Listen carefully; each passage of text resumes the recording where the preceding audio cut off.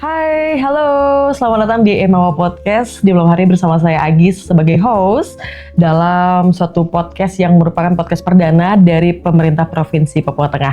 Dan malam hari ini kita akan membahas terkait Bingkai Kemerdekaan yang menjadi program pertama kita di malam hari ini, terkait pelatihan hingga pengibaran persiapan Paskibraka Papua Tengah menuju detik-detik proklamasi. Dan tentunya di malam hari ini saya tidak sendiri, saya sudah menghadirkan beberapa narasumber yang sangat luar biasa. Kita akan ngulik sedikit terkait apa sih itu Paskibraka, bagaimana persiapannya, dan apa saja yang dilakukan untuk menjelang Agustusan ini. Sudah hadir bersama kita di malam hari ini, saya menyapa terlebih dahulu, ada Bapak Albertus Adi, STMSI. Selamat malam Bapak. Selamat malam. Apa kabar Bapak malam ini? Kabar baik. Luar biasa. Bapak selaku Kepala Kesbangpol dari Papua Tengah ini bertanggung jawab atas pembinaan ideologi negara dan wawasan kebangsaan termasuk Paskibraka. Betul Bapak? Sangat benar. Sangat benar, baik. Ya. Selanjutnya ada Pak Zulfahmi Tajudin, ST, selaku PLT Ketua Purna Paskibraka Indonesia Provinsi Papua Tengah. Betul? Betul. Sering terlibat dalam pembinaan dan pelatihan Paskibraka. Ini saya panggilnya apa nih Bapak, Abang, Kakak, enaknya apa nih? Ya, Bung Albert. Bung aja, oke, Bung Albert ya. Bung Ya. Albert, Bang Fahmi. Kakak aja mungkin. Kakak ya, oke, baik Kakak. Ya, kita akan berbincang terkait tadi tema kita pelatihan hingga pengibaran terkait persiapan Paskibraka di Papua Tengah ya, begitu Bung Albert dan Bung Fahmi. Sebelumnya saya mengucapkan terima kasih banyak ya sudah hadir hadir undangan kita di Emawa Podcast malam hari, padahal lagi sibuk-sibuknya ya Bung Albert. Siap. Bang Fahmi sibuk sekali ya menjelang Agustusan. Sibuk ya. Lumayan sibuk ya. Sibuk. Oke. Saya bertanya terlebih dahulu ke Bung Albert dulu nih, Bung, terkait peran Kesbangpol dan juga terkait seleksi Paskibraka nih. Bisa jelasin sedikit nggak apa sih peran dari Kesbangpol sendiri yang berkaitan dengan Paskibraka? Boleh. Baik, terima kasih. Selamat malam untuk podcast Emawa Provinsi Papua Tengah. Ini waktu dan tempat yang baik. Kami juga ucapkan terima kasih berkaitan dengan peran dan fungsi Kesbangpol Provinsi Papua Tengah dalam hal ini untuk menyiapkan tim Paskibraka untuk mengibarkan bendera merah putih pada saat detik-detik proklamasi yang ke-80 di tahun 2025 ini. Tentu Kesbangpol itu sebagai pemerintahan di Provinsi Papua Tengah yang mengurusi pemerintahan umum dan politik. Dalam berkaitan dengan itu, pemerintah provinsi melalui Kesbangpol tentu memfasilitasi mediasi untuk baik itu mulai perekrutan sampai dengan tahapan persiapan untuk Paskibraka yang akan terlibat mengibarkan bendera Sang Merah Putih di tanggal 17 Agustus 2025, dan ini tentu kami sudah berproses dan sedang menuju tahapan berkaitan dengan itu. Tahapan seleksi sudah dilakukan dan itu kurang lebih sekitar 142 ya peserta sudah mengikuti seleksi yang terdiri dari 5 kabupaten. Nabire, Kabupaten Nabire, Kabupaten Timika, Kabupaten Deyai, Kabupaten Paniai, dan Kabupaten Puncak Jaya. Ya, kami apresiasi kepada PPI dan BPIP juga karena atas dukungan, partisipasi, dan kemudian kerja kerasnya sehingga tahapan seleksi ini sudah dilalui.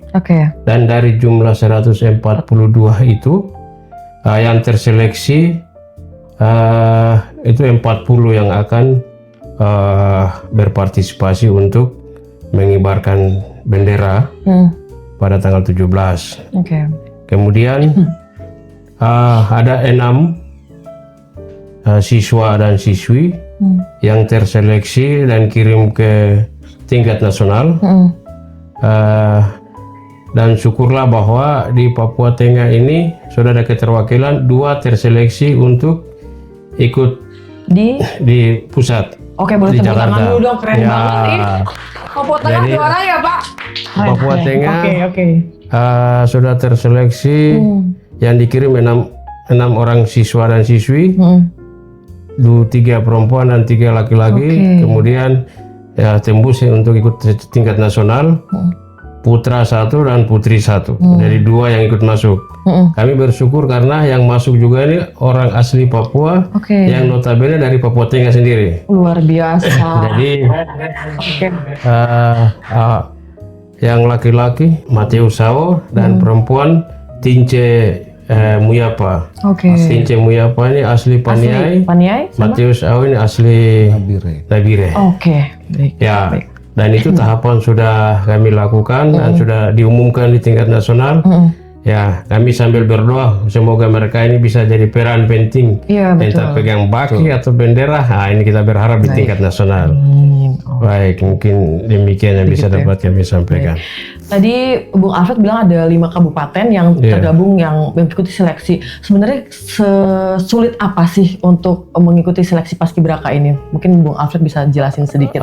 Iya, baik. Mungkin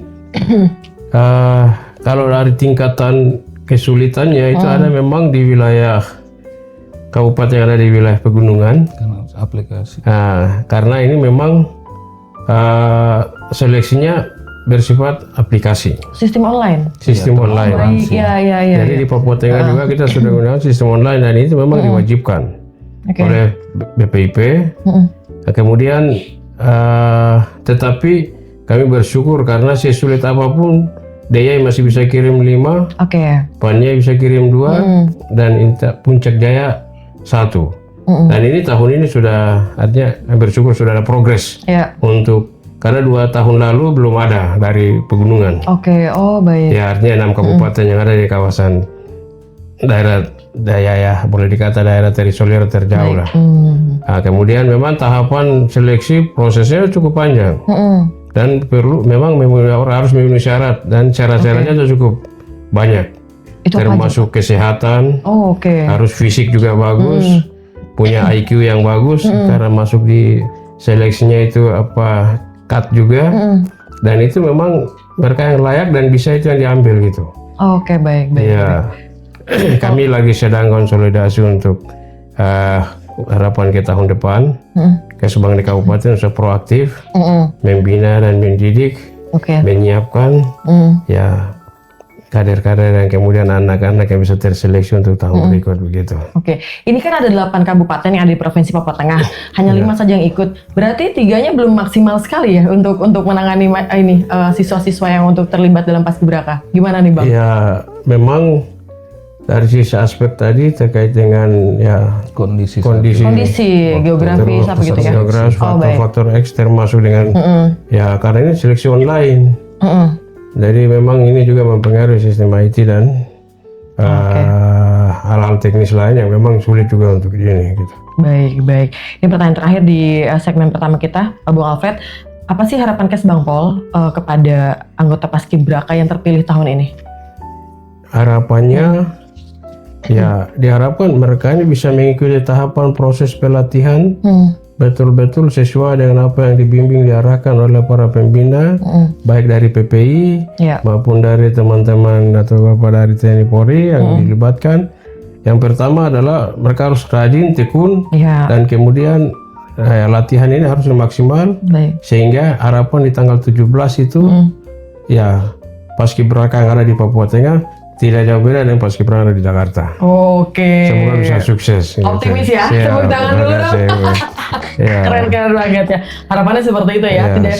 Tidak jauh beda dan tidak kalah keren sama yang di pusat. Gitu. Baik. Siap. Bung Alfred, saya tahan dulu. Saya ke Ketua Purna Paskibra Indonesia Provinsi Papua Tengah dulu. Ini ada Kak Fahmi ya. Kak Fahmi, ini tadi sudah ada penjelasan sedikit dari Bung Alfred terkait gimana sih peran Kesbangpol dan juga seleksi. Apalagi tadi saya dengar kalian berdua ini, Bung Alfred sama Kak Fahmi ini sudah memang saling keterikatan satu sama lain ya, sama-sama di Kesbangpol gitu ya untuk 17 Agustus ini. Dari sudut pandang PPI sendiri nih, gimana melihat kualitas dan juga antusiasme putra-putri Papua Tengah yang mendaftar di Paskibraka tahun ini? Kalau untuk antusiasme orang asli Papua, kebetulan Papua Tengah salah satu yang kita anggap peserta terbanyak kalau tingkat provinsi tahun ini. Tahun ini. Terus kalau untuk antusias memang saking maunya adik-adik ini, bahkan kan Paskibraka itu ada standarnya tingginya. Tapi saking karena mungkin mereka ingin sekali, makanya mereka biar tidak sampai tidak mencapai standarnya, tetap mereka berusaha untuk daftar.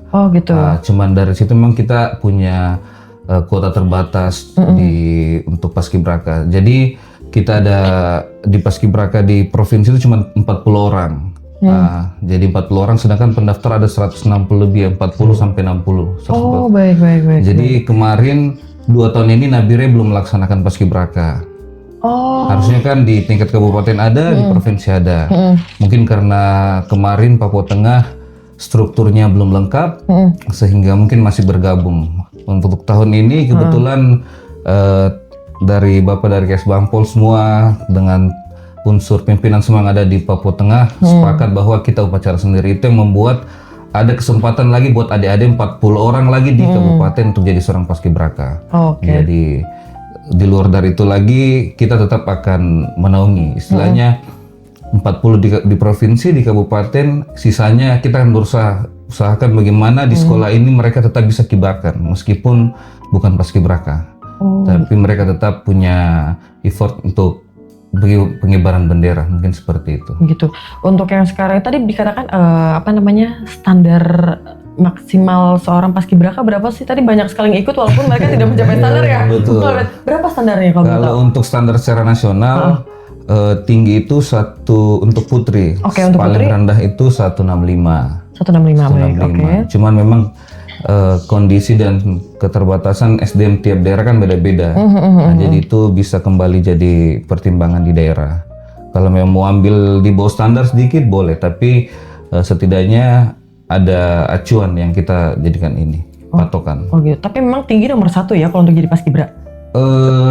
Ini yang kadang orang bilang harus tinggi, sebenarnya kalau di pusat mungkin iya. Tapi kalau kita bicara Paskibraka, kita bicara tentang tujuannya Paskibraka itu apa. Jadi kalau kita lebih pilih, kita jujur SDM di Papua Tengah masih kurang. Cuman kita harus bina orang asli Papua yang memang betul-betul ingin bergabung di Paskibraka. Jadi kalau saya disuruh pilih tinggi atau rendah, saya lebih pilih yang pendek. Tapi memang punya niat asli orang Papua pengen kibarkan bendera merah putih, saya lebih pilih yang seperti itu kalau saya. Oke, tepuk tangan dulu dong, boleh? Ngomongin tinggi, Kak Fahmi, banyak nih yang tinggi-tinggi, bisa gabung nggak nih? Usianya nggak cukup. Tua dinas. Siap. Baik, tapi kalau untuk perbedaan antara tahun-tahun yang kemarin sama yang sekarang, perbandingannya ada peningkatan atau penurunan? Peningkatan ya tadi dikatakan ya? Baik. Gitu, ada ini nggak? Ada tahu alasan sendiri ya, kenapa sih tahun ini lebih meningkat atau lebih menurun gitu? Iya, yang sudah disampaikan sama Pak Kepala Kesbangpol tadi, ini suatu capaian yang luar biasa. Kesbangpol selalu mendukung untuk berkembangnya Paskibraka di Papua Tengah, karena 2 tahun Papua Tengah ada Paskibraka. Yang tahun pertama hanya Kabupaten Nabire. Tahun kedua Nabire bertambah Timika, hanya 2 kabupaten. Setelah Pak Albert masuk, kita berbincang bagaimana bisa naungi seluruh kabupaten yang ada ini. Karena jujur secara standar yang seperti kita bilang tadi, standar memang banyak yang belum memenuhi. Secara aplikasi kita belum memenuhi dari jaringan di daerah-daerah. Tapi kita komitmen bahwa kita harus mencoba keluar. Jadi keadaan kemarin memang ya kita memang kerja keras untuk bisa dapat, alhamdulillah cuma bisa 5 kabupaten, tapi itu suatu capaian besar karena memang sangat berat dari sisi aplikasi, persyaratan, dan banyak sekali, dan latihan itu kita memang kerja keras dan suatu capaian besar kita sudah bisa 5 kabupaten tahun ini. Oke, capaian luar biasa ya Pak di Tahun depan kita insya Allah maksimalkan 8 kabupaten. 8 kabupaten bisa semuanya. Amin, amin, amin. Tadi bilang pelatihan yang diikuti oleh adik-adik kita ini sangat begitu keras dan disiplin begitu.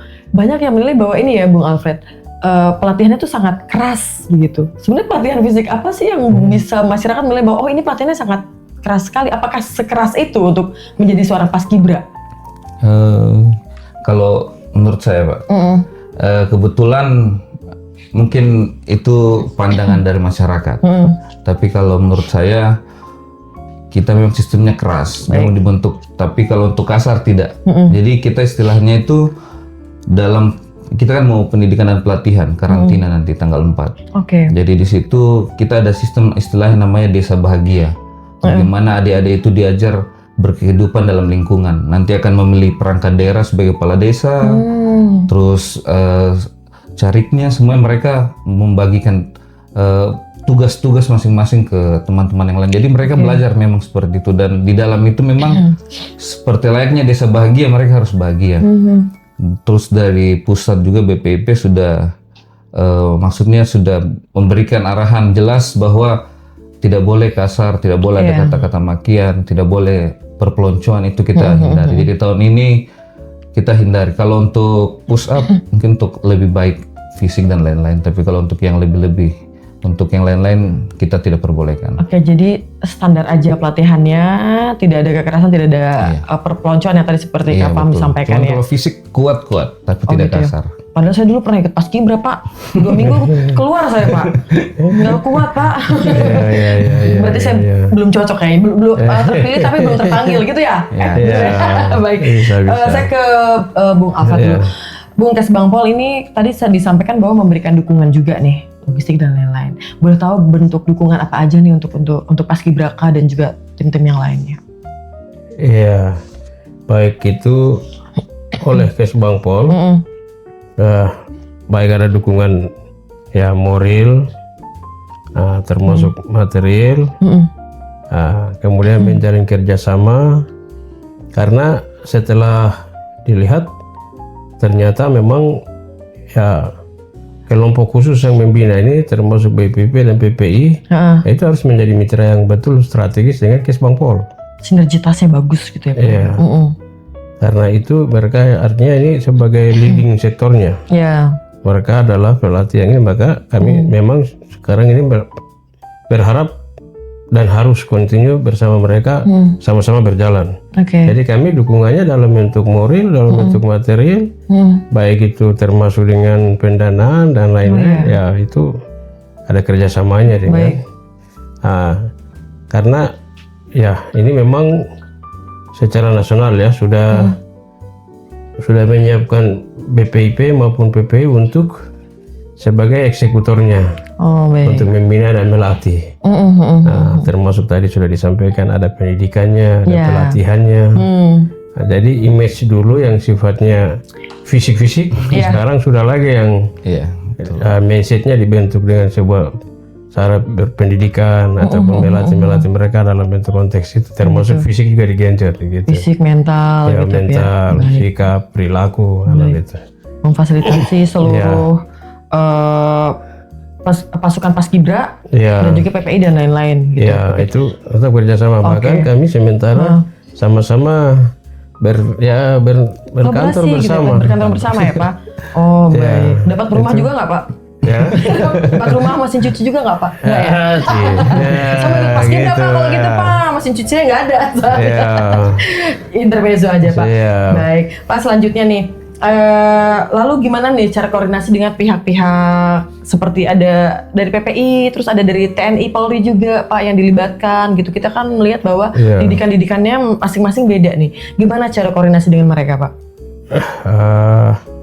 Kalau sudah di momen 17-an, pasti memang ada rapat koordinasi. Oh, rapat koordinasi terus dilakukan ya. Baik. Pertemuan-pertemuan. Kemudian itu memang Kesbang sudah sering melakukan itu, dan bahkan dalam pelatihan termasuk persiapan pembinaan paskibranya. Ya, ada juga tugas PPI, terus ada juga yang ambil oleh TNI, ada Polri. Karena di dalamnya itu ya banyak item yang memang harus ditangani dari jadi nggak hanya baris berbaris saja gitu Pak? Harus berbaris saja. Ada wawasan kebangsaan, ada ideologi Pancasila, kemudian ada juga seperti tadi ya desa bahagia. Desa bahagia. Gitu. Jadi memang ada baik TNI Polri maupun Kesbang maupun PP koordinasi dan kerjasama sukseskan ini. Jadi ada ini mungkin sudah dalam minggu ini kalau untuk persiapan sudah ya, ini tanggal 4 sudah masuk. Sudah masuk desa bahagia tadi ya Pak ya? Oh berarti jadi wawasan kebangsaannya juga harus perlu digali Pak ya? Teman-teman saya banyak yang wawasannya nggak bagus nih Pak, diangkat aja Pak. Bagus kayak banyak. Yang penting untuk kalau agenda ini kan diarahkan masuk paskibra aja. Oh siap Pak, baik nanti saya arahkan lagi. Masuk desa bahagia. Jadi TNI Polri itu terlibat juga dalam selain untuk pengajaran baris berbaris, wawasan kebangsaan juga diperlukan untuk di sini Pak. Baik, saya ke Kak Fahmi dulu nih. Kak Fahmi sebagai Purna Paskibraka nih, ada motivasi nggak nih untuk para Paskibraka yang baru masuk ini atau juga kedepannya pengen bergabung juga dengan Paskibraka gitu, boleh? Saya mungkin cerita lebih ke belakang sedikit dulu tentang bagaimana Paskibrakan di Papua Tengah. Ya, jujur kita PPI ini satu ormas yang istilahnya bukan langsung turunan dari pemerintahan, jadi kita berdiri sendiri. Istilahnya zaman dulu Paskibraka waktu saat kita masih ngurus di Nabire itu belum ada bantuan sama sekali atau apapun itu, karena mungkin ya belum ada dianggarkan Paskibraka itu dalam program pemerintah. Jadi mereka nanti pada saat mau rapat Agustus baru mereka mulai kumpul, sedangkan adik-adik itu harus latihan. Jadi dari 2012 sampai ke sini kita sudah bikin latihan. Jadi tiap tahun itu selama setahun sudah memang latihan di sekolah. Itu mulai seleksi mau apa kita mandiri semua. Jadi sampai tahun 2023 terakhir pun kita masih mandiri. Oh, jadi kalian volunteer? PP ini volunteer? Iya, jadi kita istilahnya ormas yang peduli akan adik-adik penerus kita sebenarnya. Gitu. Tapi yang kebanyakan di dalam PPI itu adalah orang dari Paskibraka dulunya. Jadi PPI itu Purna Paskibraka di mana wadah setelah jadi Purna Paskibraka, kenaikan penurunan setelah itu kemana? Jadi kita naungi, ngelatih lah gitu ya. Jadi kita naungi, kita banyak kegiatan juga. Lanjut. Terus setelah itu 2023 memang kita istilahnya ya mandiri, pedis-pedis lah kita ngurus adik-adik. Begitu ketemu di 2024 dan 2025 kita bersyukur karena PP ini sangat diperhatikan untuk bergabung sama Kesbangpol. Jadi kita diberi kepercayaan dan dukungan sangat banyak dari Kesbangpol. Jadi kita sangat terbantu istilahnya. Terus kalau untuk adik-adik yang mau masuk sebenarnya saya begini Kak, istilahnya kalau untuk motivasi. Paskibraka itu tujuannya ada dua. Yang pertama untuk jangka pendek dan jangka panjangnya. Baik. Jangka pendeknya itu tugasnya hanya mengibarkan bendera dan menurunkan. Tapi kalau untuk jangka panjangnya bagaimana dia bisa mengamalkan nilai-nilai yang dia dapat di karantina, dimanapun itu yang dia dapat latihan selama Paskibraka itu diterapkan ke keseharian. Jadi itu makanya kenapa di Desa Bahagia itu ada pembentukan karakter. Jadi dalam itu pagi sampai sore latihan, malam materi. Jadi pagi sampai malam itu sudah ada agendanya diatur semua. Jadi jangan kayak saya dulu Paskibraka itu ya bukan bilang dulu jelek, cuman istilahnya zaman saya Paskibraka dulu yang saya dapat cuman PBB dan jiwa korsa. Baik. Kalau untuk ilmu Paskibrakaan, Pancasila dan lain-lain tidak ada sama sekali. Ya saya bersyukur adik-adik saya bisa dapat yang seperti yang tidak saya dapatkan seperti dengan itu. Dukungan dari Kesbangpol gitu ya. Baik. Jadi anak-anak yang pengen bergabung di Paskibraka ke depannya nanti atau yang sekarang bisa dikatakan harus menanamkan jiwa ini dulu ya. Jiwa niat untuk masuk Paskibra, jangan hanya keren-kerenan gitu ya masuk Paskibra. Ya Pak ya, keren-kerenan apa tegap-tegapan gitu. Harus mengerti dulu apa tujuan dari masuk Paskibraka gitu ya Pak. Iya kalau teman-teman saya masuk Paskibraka gitu Pak, pengen foto-foto keren-kerenan Pak, jangan diterima. Itu biasa ikut karnaval pakai Paskibraka. Gitu ya Bapak. Oh baik, siap. Oke, saya ke Bung Alfred sebentar nih. Ada pesan khusus Bung Alfred bagi generasi muda yang tadi sama pengen ikut Paskibra dan lagi mempersiapkan diri untuk proklamasi ke-80 nih. Pesan yang pertama itu bahwa rugi kalau tidak ikut Paskibraka. Yang pertama kalau dipandang dilihat itu melatih seorang itu jadi pemimpin. Oke. Melatih seorang jadi pemimpin, punya mental yang bagus, punya sikap, perilaku, semua digenjot. Ya, bukan persoalan ya hari H itu, tetapi proses yang dibina dan dilatih ini sudah menyiapkan orang menjadi pemimpin. Salah satunya karena berani dan mampu maka bisa naikkan bendera dan turunkan bendera. Betul di hari sakral gitu ya Pak hari ya. sakral. Betul. Selain dari itu dia sudah bisa berani ya mau kemana, mau sekolah di mana aja. Kan sudah ada sertifikatnya, ada penghargaannya. Nah itu bisa baru masih di SMA kelas 2 udah dapat. Ini satu penghargaan gitu. Jadi adik-adik yang tidak ikut rugi. Dan ajakan saya semoga ini 2026 harus berlomba-lomba ini. Baik. Itu aja. Bila perlu yang tua-tua juga boleh ikut. Nanti saya ajak mereka ya. Tapi kasihannya dibatasi umur. Baik. Usia diformulir. Baru ada formulir sudah jatuh. Tenaganya sudah tidak bisa menipu. Baik begitu. Persiapan untuk ini menjelang pelaksanaan 17 Agustusan sudah sejauh mana? Sudah berapa persen ini, Bung? Iya. Akhir nih. Boleh dikata sudah mulai ya 40%, 30 lah. 30%. Karena seluruh proses yang berat, lebih khususnya seleksi dan lain-lain udah selesai. Iya. Dalam deadline waktu atau jadwal kami di tanggal 4 itu sudah masuk desa itu ya. Iya. Karantina ya. Dikarantinakan semua dan proses pendidikan dan pelatihan berjalan. Oke. Jadi ya 50% lah. 50-60 ya sekitar. Nanti tinggal ini aja poles. Oke baik. Paskibraka yang kemarin, yang latihan ini Paskibraka yang kemarin bukan? Yang tahun kemarin? Yang lagi latihan sekarang ini, yang tahun ini dipersiapkan. Yang tahun ini dipersiapkan. Jadi beda lagi dengan tahun-tahun yang sebelumnya. Beda lagi. Jadi tiap. Oke. Untuk latihan sendiri dan persiapan untuk 17 Agustus besok, ini kan tempatnya beda nih. Ada kendala nggak di situ, Kak Fahmi kira-kira? Kalau untuk kepelatihan sebenarnya dalam Desa Bahagia itu nanti ada lagi dibentuk sistem kepelatihan. Oh, sistem pelatihan itu baik. Jadi bagian pelatih, bagian pendamping. Biasa PP itu dapat di bagian pendamping, istilahnya pamong.